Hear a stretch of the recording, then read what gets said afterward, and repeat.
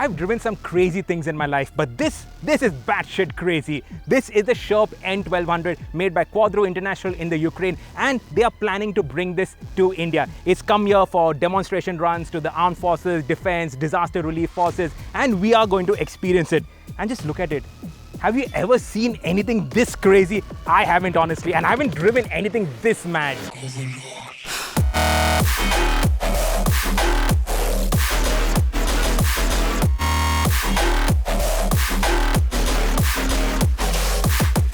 So let's talk specifics. The Sherp, it is based on a load frame. So basically it's a pan within which the engine is mounted, and also it drives the wheels, tires, these giants, through chains, and the chains are lubricated within a hermetic chamber which is sealed. So it is constantly lubricated and it needs no maintenance, and it is very reliable.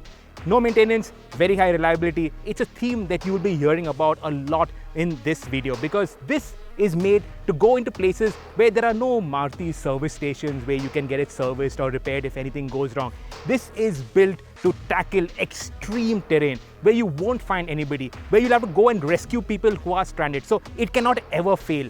That's why it is built to last, and it is all very simple. Now let's talk about these tires. These are 71 inches and it is inflated using the exhaust system. So it doesn't have an air compressor, because an air compressor could get hot, could fail. It is inflated using the exhaust gases, and each tire, it inflates within a minute. So all 4 tires can actually inflate within a minute, and it can all happen while on the fly. Another thing I should point out, this is an extra diesel tank. So it has a tank capacity of 95 litre, and then it has these 56 litre diesel tanks in all 4 wheels. This paint, it is Raptor polyurethane, so it is soundproof and also corrosion resistant, so it can tackle a lot of beating. Also it is self-healing, so if you go through shrubbery, it doesn't get scratched. This is the frame. As you can see, behind that is the engine mounted here, the radiator is out here, those are the ventings for the radiator, and the bottom is flat. So if you hit anything, it'll actually just ricochet off it and it won't take a beating. Plus it is high strength steel, so it is built to take a solid beating. The tires, these are unique to the Sherp. I haven't seen it on anything else, and this is what actually gives it amphibious ability. That's right, this is an amphibian vehicle. The tires, the pressure, the regular running pressure is 1.5 psi. 1.5 psi, and then they lower it while it is on the move, obviously, and these tires then act as flotation devices, and these ribs, that actually gives it propelling motion.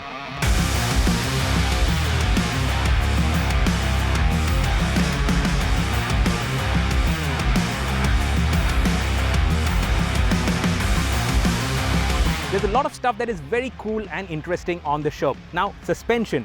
This practically has no suspension, so there are no dampers, there are no rods, there is no linkages, nothing to break, nothing to fail, nothing for reliability issues to creep in. The suspension is these tires. So these are very low pressure tires, 1.5 psi, that is the normal running pressure. And then when it goes over bumps or undulations, all the 4 tires are linked. So the pressure reduces on one tire, pressure builds up on the other tire, and that's how it keeps the Sherp balanced. So how do you get inside the Sherp? You get inside from the front. So you open the window, and that's how you climb into it.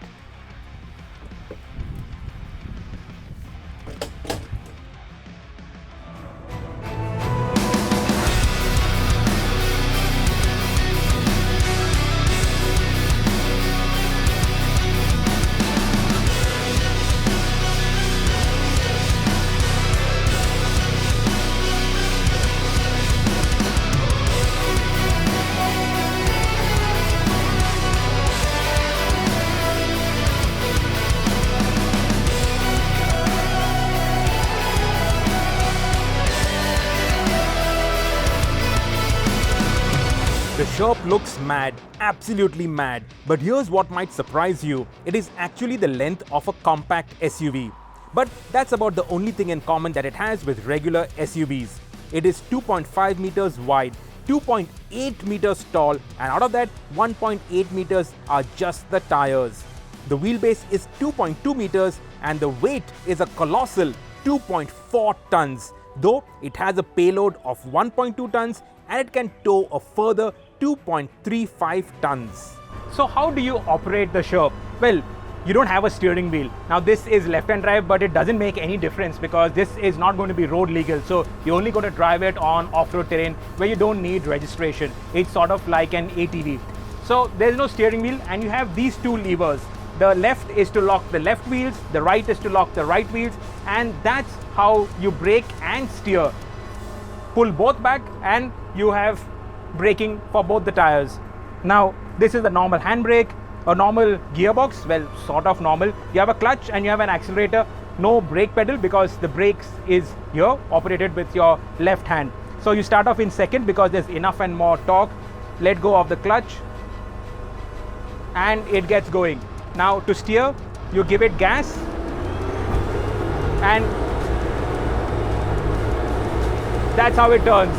So you give it full gas, lock the brake, and that is how it skid steers.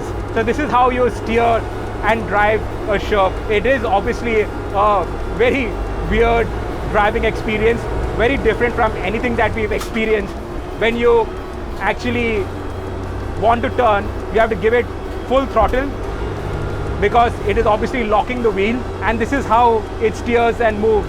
The engine, it is a 3-cylinder diesel Doosan engine, makes 55 bhp but a ton of torque.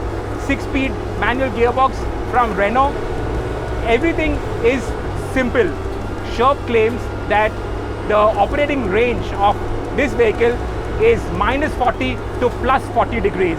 And this particular example has got air conditioning, so it is better suited to India. So when you steer, you have to give full gas, and that's how it turns.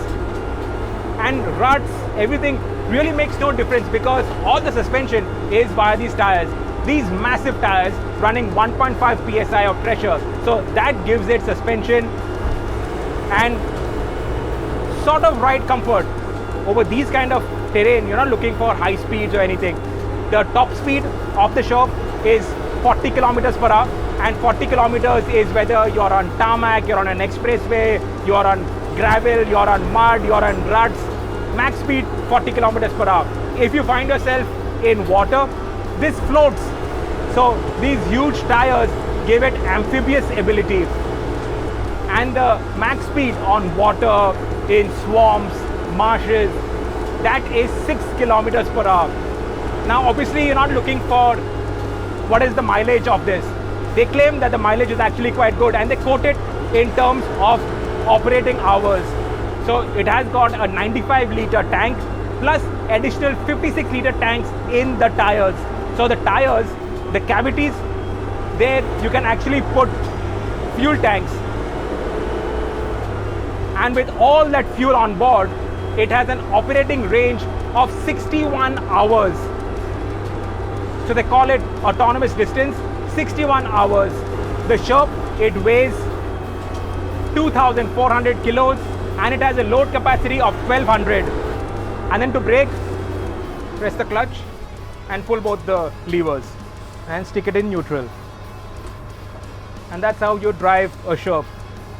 It obviously takes time, so you'll have to be trained. You have to be a trained operator for the Sherp, and it is also a bit noisy in here, but all that doesn't really matter when you are on a disaster rescue mission or when you are actually patrolling the borders. What you want is mad capability and mad reliability, and that's why the engine, it's a simple engine. The gearbox, it's a simple gearbox. Everything is simple in here so that nothing really can go wrong, and if anything does go wrong, you can actually repair it from inside. You don't have to step out. So suppose there's a blizzard outside or something like that.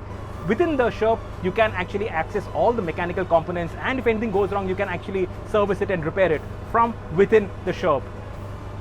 What a beast.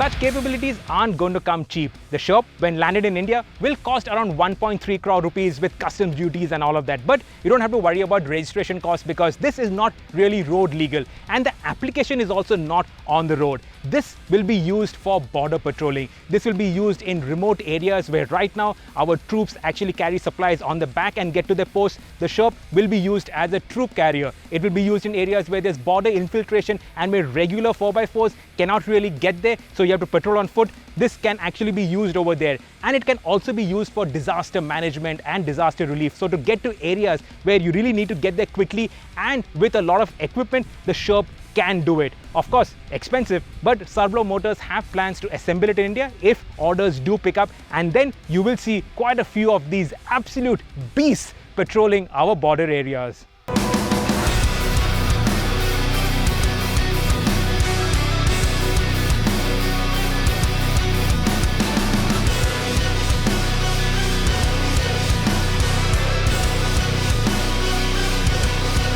Subscribe to the Evo India channel and hit the bell icon to keep pace with the thrill of driving.